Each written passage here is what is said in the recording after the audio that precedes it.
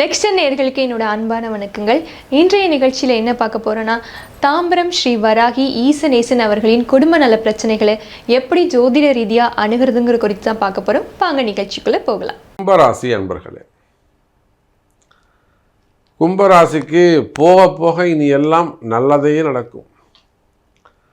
இப்போதான் ஜென்ம சனி முடிஞ்சிருக்கு, பாத சனி நடக்குது. இதில் கும்பராசி என்பர்களுக்கு ராசியில் இருக்கக்கூடிய ராகு, இந்த கும்பராசி என்பர்களுக்கு எங்கேயோ இருக்கக்கூடிய பிரச்சனையே அப்படி அது மாட்டும் ஆகாயத்தில் இருக்கும் பிரச்சனை.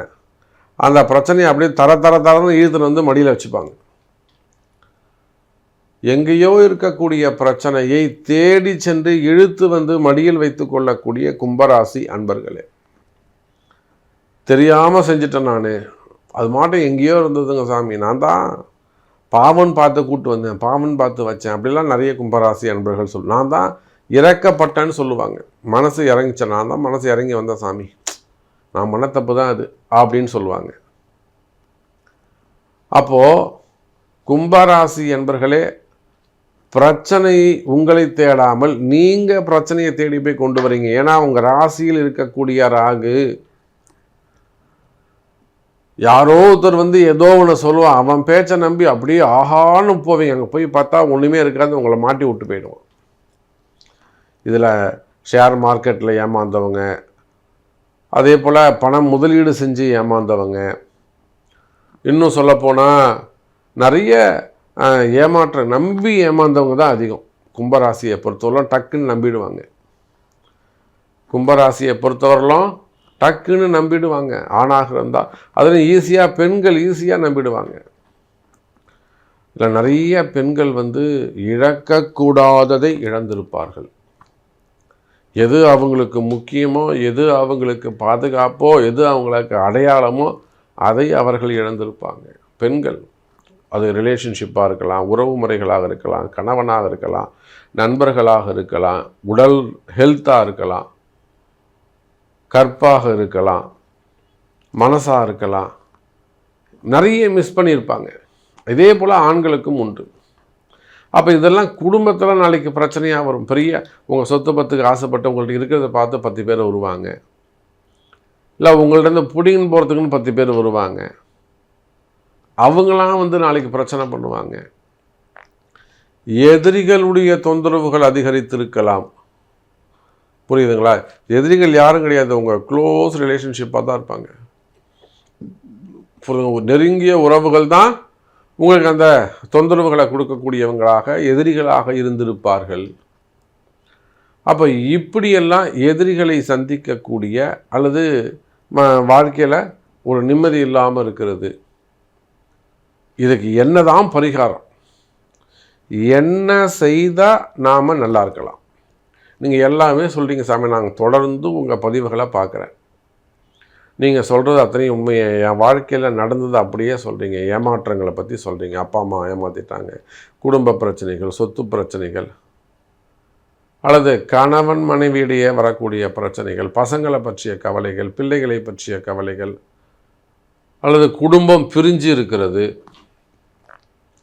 குடும்பத்தில் வரக்கூடிய பிரிவுகள், புரியுதா? குடும்பத்தில் வரக்கூடிய இதில் தான் நான் வந்து இன்ட்ரோலே சொல்லியிருக்கேன் உங்களுக்கு. இந்த சனி தோஷம், சனி பிரீத்தி, கிரக தோஷம், கிரக பிரீத்தி, இதெல்லாம் நான் உங்களுக்கு இன்ட்ரோலே சொல்லியிருக்கிறேன்.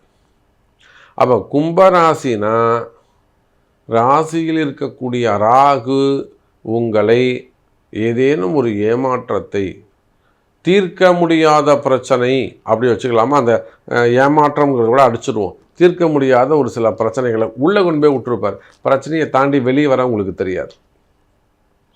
அது கடன் சுமைகளாக இருக்குது. நல்லா இருந்தேன் சாமி, கடனே இல்லாமல் இருந்தேன், எப்படி தான் கடன் வளர்ந்ததுன்னு எனக்கு தெரியல, கடன் வளர்ந்து போச்சு. புரியுதா? அப்போ கடன் சுமைகளாக இருக்கலாம், அல்லது சம்திங் ஏதோ ஒரு போலீஸ் கேஸாக இருக்கலாம், சிறைவாசமாக இருக்கலாம், அல்லது வம்பு வழக்கு கோர்ட்டு கேஸாக இருக்கலாம். ஏதோ ஒரு இடத்துல கொண்டு போய் உங்களை விட்டுருப்பார். இது எல்லாத்துக்கும் ராகு காரணம். நான் தான் சொன்னேன், 7-8 ராசியை சனி பார்க்குறாருன்னா 2 ராசியை ராகு கேது பார்த்துக்கும்னு சொன்னேன். அதில் ராகு பார்க்கக்கூடிய ராசி கும்பராசி. அப்போ இந்த நிம்மதியின்மை அப்படிங்கிறது, ஒரு வளர்ச்சி தடைபடுது அப்படிங்கிறது நம்ம கும்பராசிக்கு உண்டு. இந்த பிரச்சனையில் இருந்து நீங்கள் வெளியே வர வேண்டுமா? நீங்கள் உலகத்தில் எந்த மூலையில் இருந்தாலும் சரிதான், வேர்ல்டு வைடு உலகத்தில் நீங்கள் எந்த மூலையில் இருந்தாலும் சரிதான், கும்பராசி என்பர்களே உங்களுக்கு இருக்கு மன நிம்மதி வேண்டுமா? மனசில் நிம்மதியே இல்லை சாமி, மனசு எப்பயும் ஒரு பயமாக இருக்குது சாமி, மனக்குழப்பமாக இருக்குது சாமி. மன நிம்மதி வேண்டும் அப்படின்னா கும்பராசி அன்பர்கள் இந்த சனி தோஷ நிவர்த்தி செய்து கொள்வது சிறப்பு. அல்லது கிரகப்பிரீத்தின்னு ஒன்று இருக்குது. அதுக்கான அந்த 4 கிரகத்தை கண்டுபிடிச்சி அதுக்குரிய நிறைய மூலமந்திரங்கள் சொல்லி, அந்த மூலமந்திரங்களில் 10ல் 1 பங்கு ஹோமம் செய்து வழிபாடு செய்வது. கிரகப்பிரீத்தியில் வாராகி பூஜை இருக்குது. அப்போது கும்பராசி என்பவர்களே, காலம் நேரம், இப்போ சனி வெளியில் போயிட்டாரு, நான் இன்னும் நல்லாவே இல்லை, 7.5 சனி ஜென்ம சனி முடிஞ்சுட்டு தான் நீங்கள் சூப்பராக இருப்பீங்கன்னு சொன்னாங்க சாமி, ஆனால் நான் இன்னும் என் கஷ்டம் தீரலை, இல்லைனா என் கணவன் வரணும், என் மனைவி வரணும், பிரித்து போயிட்டாங்க, என் காதலர் வரணும், எதுவுமே எனக்கு நடக்கலை, எனக்கு கல்யாணம் ஆகலை, குழந்தை பிறக்கலை. நீங்கள் இந்த மாதிரியான வழிபாடுகள், ராகுவுக்கும் சனிக்கும் நீங்கள் கிரகப்பிரீத்தி செய்வீர்களேயானால் கட்டாயம் நீங்கள் நினச்சது, உங்கள் பிரார்த்தனை, உங்களுடைய வேண்டுகோள் ஜெயிக்கும். கவலை வேண்டாம் கும்பராசி அன்பர்களே.